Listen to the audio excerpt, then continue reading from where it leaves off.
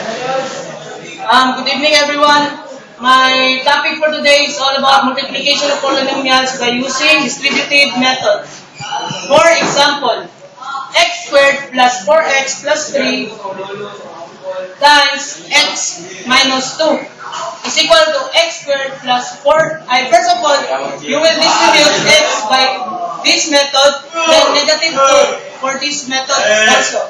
X squared plus 4x plus 3 times x plus x squared plus 4x plus 3 times negative 2.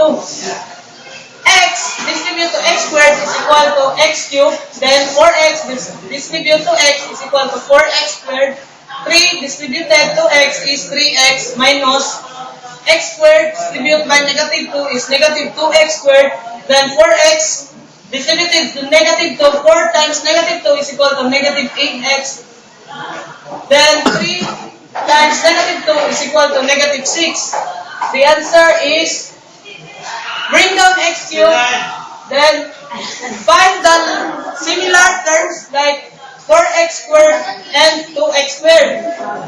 4x squared minus 2x squared is equal to 2x squared minus 3x and 8x are similar terms, then you should subtract them. 3x minus 8x is equal to 5x, then copy negative 6. That's the answer. Thank you.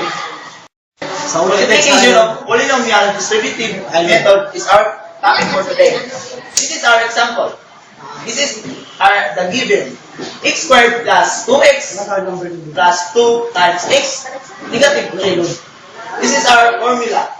Formula is x squared plus 2x plus 2 times x plus x squared plus 2x plus 2 times negative 3.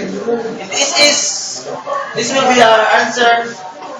X cubed plus 2x squared plus 2x minus 3x squared minus 6x minus 6.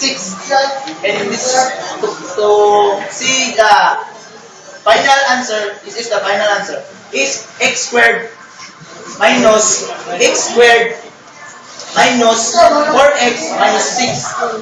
So that's all.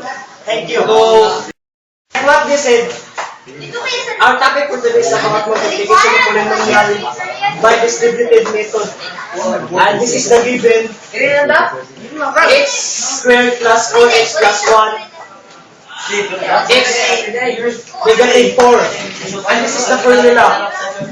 X squared plus 4x plus 1 times plus x squared plus 4x plus 1 times negative 4. And this is the answer. X cubed plus 4x squared plus x negative 4x squared 16 times negative 4. And this is the final answer. X cubed negative 15 x negative 4. this is my topic, multiplication of polynomial by vertical line method. Given is x squared plus 3x plus 2 times x negative 2. Formula solution: x squared plus 3x plus 2 x negative 2 over x cubed plus 3x squared plus 2x negative 2x squared negative 6x negative 4. Answer is x cubed plus x squared negative 4x negative 4.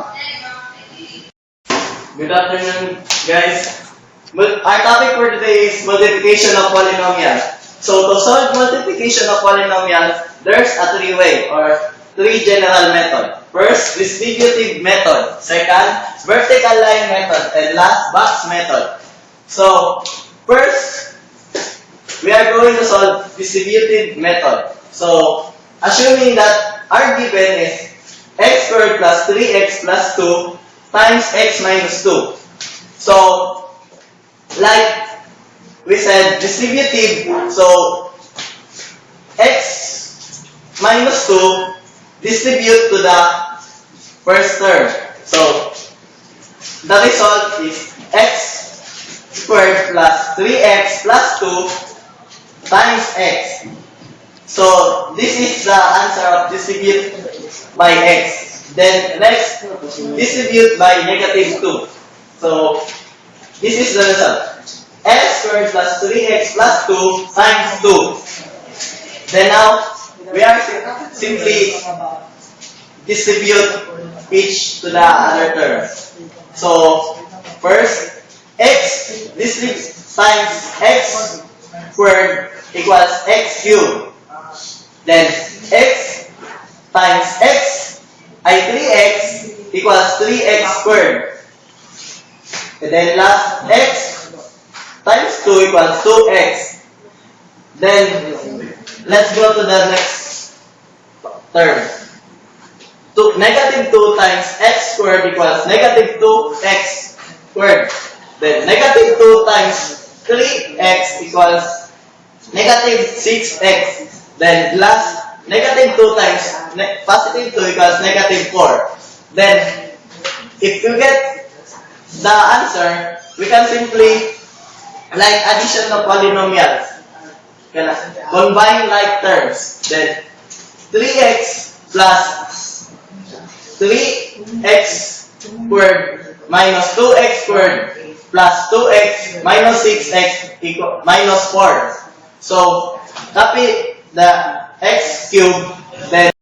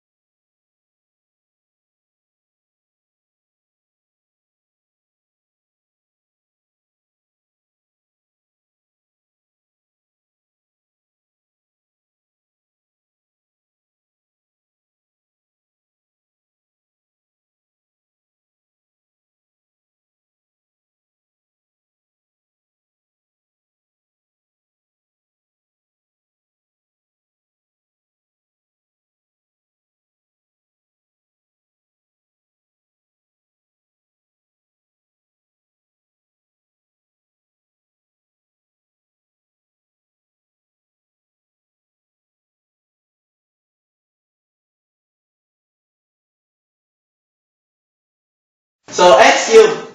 So no similar terms. So simply copy. Then negative 2x squared plus 3x squared. So similar terms, simply add. Then the answer is 1x squared. So no need to write 1. Then negative 6x plus 2x, similar terms. So simply add negative. So negative 4x. Then last negative 4, so no similar terms, negative 4. So the answer is x cubed plus x squared minus 4x minus 4.